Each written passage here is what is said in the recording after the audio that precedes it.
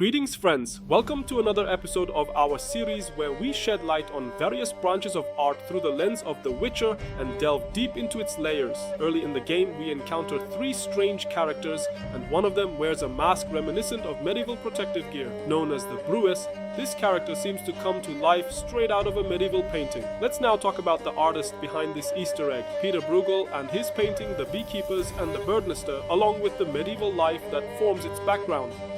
Believed to have been painted in 1568, the artwork features masked individuals engaged in the humble task of beekeeping. In that sense, the painting portrays people based on their professions. It can almost be seen as a visual narrative of occupations. To understand the importance of beekeeping at the time, it's worth noting that honey served as the primary sweetener, as refined sugar was not yet widely available. Furthermore, considering that people in the Middle Ages were often cornered in terms of both production and hunting, beekeeping was undoubtedly a significant source of income, at least for a small portion of the population. But Bruegel's artistic eye wasn't limited to just this. The Dutch painter illustrated the people of his time in all sorts of circumstances, often embedding them with layers of meaning or even transforming proverbs into surreal visual forms. That's precisely where the oddity of the Beekeepers begins to emerge. When we examine his other works, we see a lot of detail, sometimes presented in a chaotic manner. But here the three beekeepers appear to be trudging through their daily, tiring and monotonous lives as if bearing a great weight. The splash of intrigue in this painting comes from the thief in the background, a figure Bruegel also uses in another of his paintings. This continuity makes it feel as though the two works are narratively connected. Of course, not everyone views the painting through this calm and still lens. In his article on Bruegel, Wolfgang Brandt presents an entirely different perspective. According to him, the figure in the background isn't just a petty thief.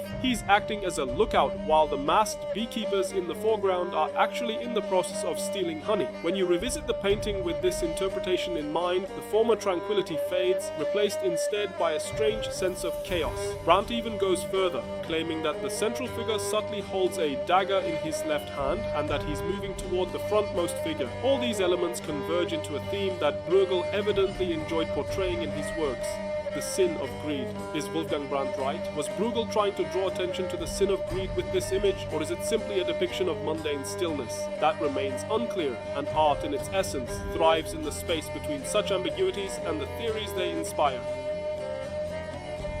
Thus ends our short journey from our sister Brewis to medieval Holland. I'm leaving a link to the 63-page article I read while researching Bruegel and the Beekeepers in the description.